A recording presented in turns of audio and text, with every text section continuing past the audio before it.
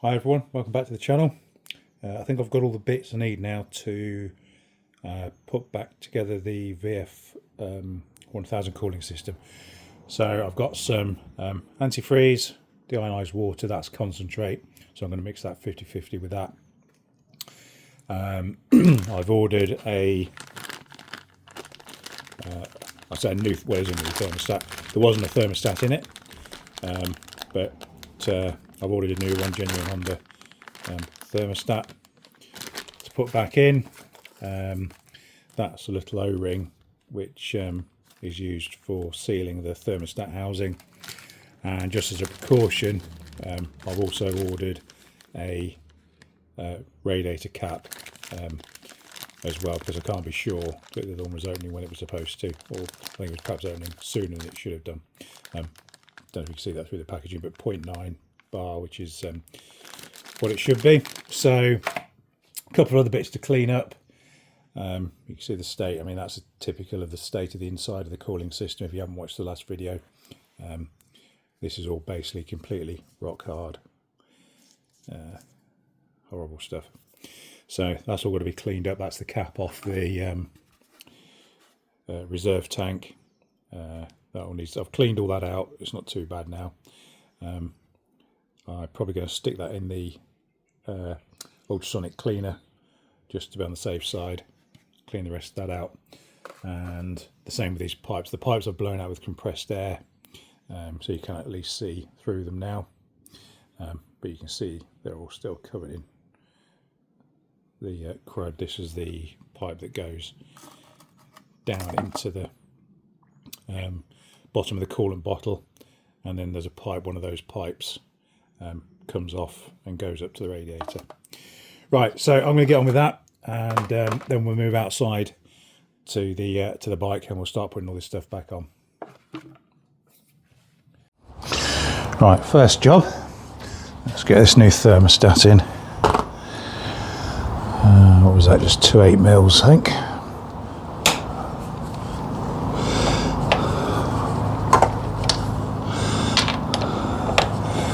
Yep.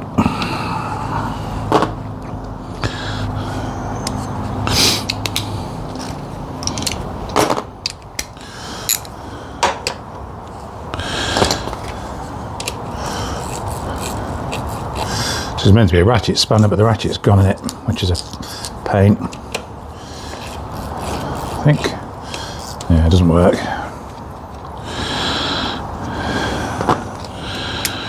Not to worry. Seems a scent to try us. I'm sure I've got another one somewhere.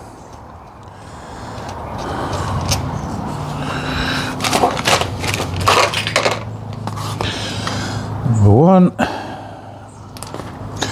This one at the back's harder to get to. You can't get a socket on it, and so I can get my ratchet spanner on it, this end, but like I say, the ratchet's packed up on it, unfortunately. So just got to do it the old-fashioned way. I need to have a closer look at this, the top of this, because when I put this back together, it was leaking. I don't remember it leaking before I took it apart. But according to the parts manual, there's no gasket on this. It's just an O-ring. That was the O-ring I've just shown you in the garage. So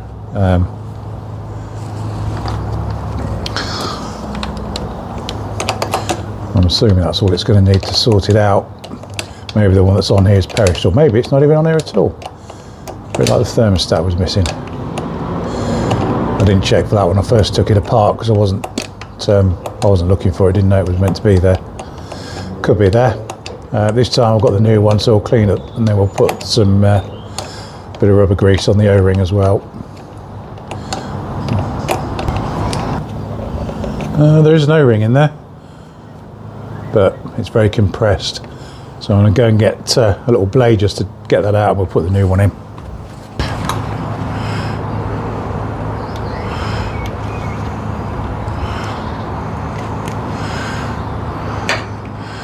That's the old one.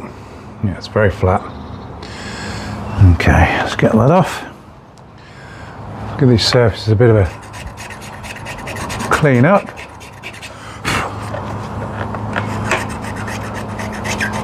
I'm not damaging it with this knife. This knife is as blunt as you like. Just acting as a flat scraper.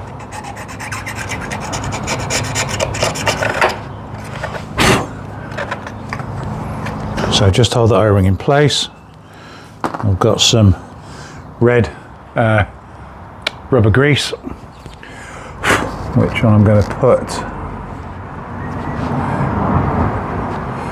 in that groove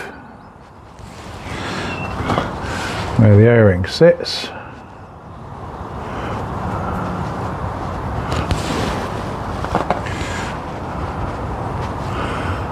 Like so.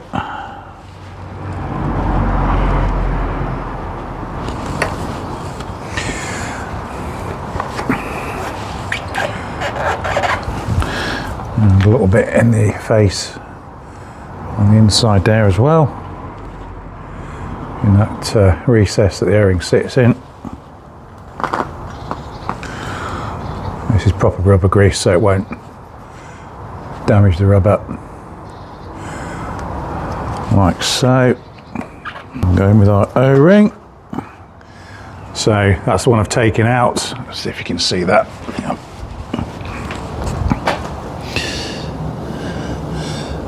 That's what I've taken out. That's the new one. So that one is completely flat on the outer edges, and that's nice and round. I'll sit that up into that groove. Like so. That's it. A little bit of grease around it.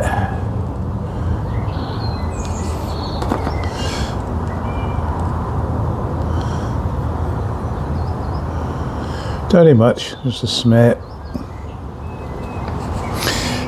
And then of course what we mustn't forget is the all important thermostat. And actually thinking about it, what I've just done is I've put grease in that recess thinking that's where the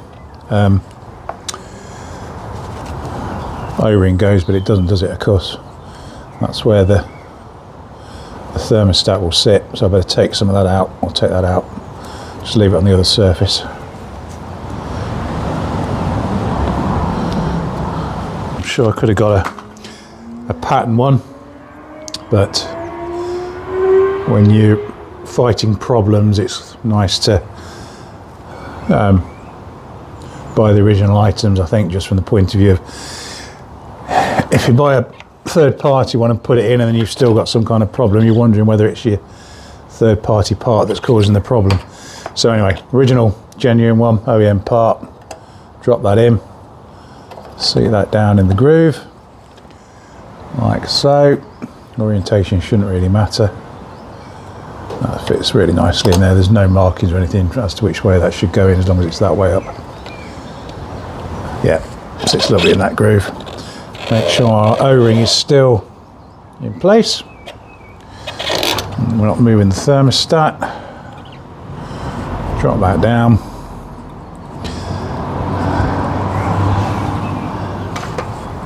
Put the screws back in, or bolts I should say.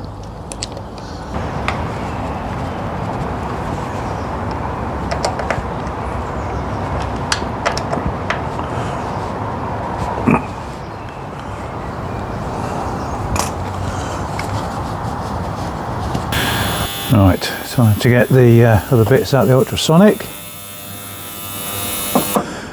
7 fits out of 30 minutes plus that's at about 30, it's about 40 minutes at full temperature that's had. So let's see what we've got. Ouch, hot, hot, hot.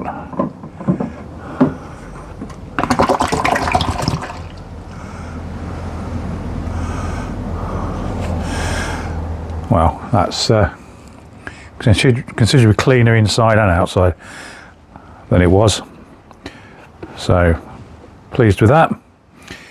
And then I'm going to have to fish around there for some other bits. Ow, you know what, I'm going to put some gloves on, that's too hot. Right, one cap, which which looks definitely better than it did before. What else was in here? Oh yeah, the little pipe. That's good. Yeah, there was a load of crud and horrible stuff around the end of this. And that's all nice and clear as well. Good. I don't think that was it in there, wasn't it, for now? Yep. Okay. Let's get this assembled and back on the bike. Now, I've just run all these bits under running water because the solution I've got in my ultrasonic cleaner at the moment is quite dirty, so basically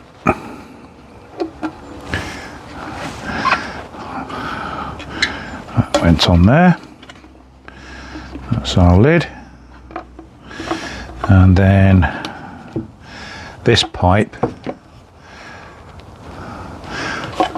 went all the way down. So this is like I think is the sort of, if you like, the siphon pipe.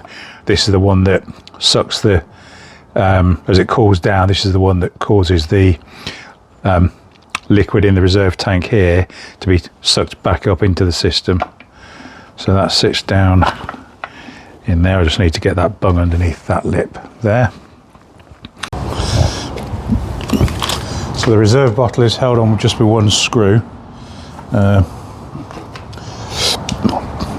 bolt I should say, and that just sits in there, and it also holds the rectifier in place, regulator rectifier.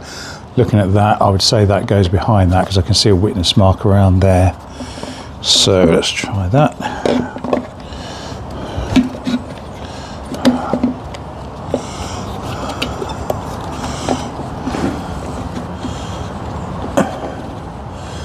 Yeah, that seems right to me, I think.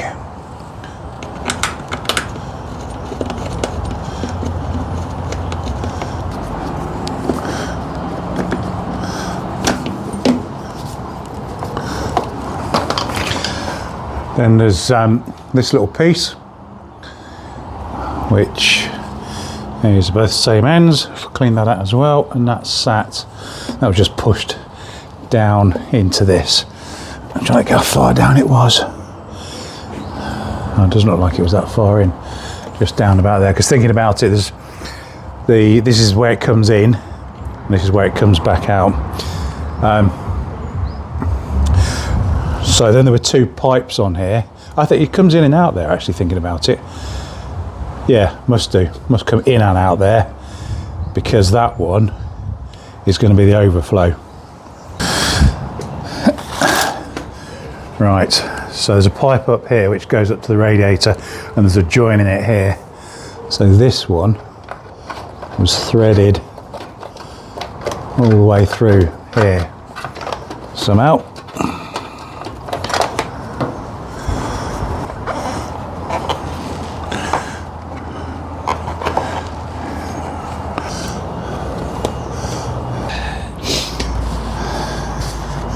So expansion, reserve tank back on, overflow on, pipe from the radiator cap on. So I'm not going to bother putting on the belly pan or the lower cowl and everything yet. There's no point, it's just tempting fate. So I'm going to fill it up now.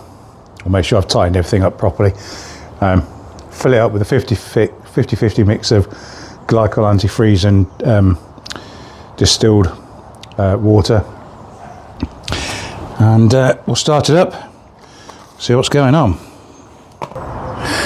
So manual says to use 50-50 glycol antifreeze and deionized water, which is what I've got here. Top it up through the radiator filler cap. And then it says to run it without the cap on. And at this point in time, we haven't put any solution into the reserve tank either.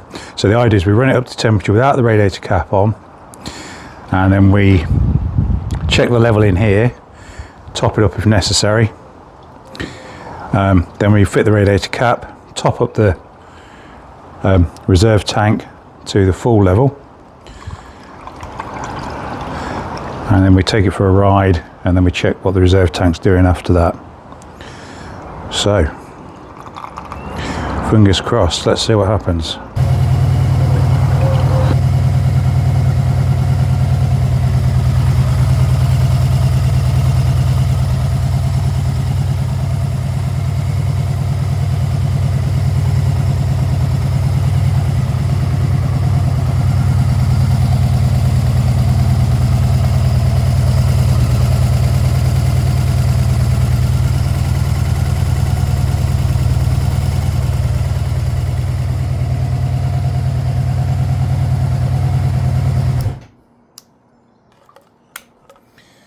Okay, happy days. I've just been out for a ride, got it right up to temperature. It's not particularly warm today, probably about 14-15 degrees, but the temperature gauge went up, and when I brought it back, I've let it tick over for about 10 or 15 minutes.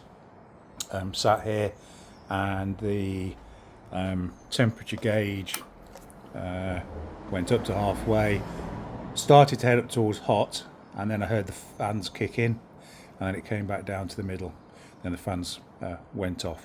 So it's obviously got effectively too hot, enough that the fans have come on, and I've got no overheating issues now. So I'm just going to let it cool down, then I'm going to take the new radiator cap off, top up the coolant if it needs it, but basically that's going to get buttoned back up, and I think now it's got its MOT and that's finished. It's ready to ride for the summer, so happy days. Okay, so I hope you enjoyed the video. If you did, please give it a thumbs up, subscribe down below, and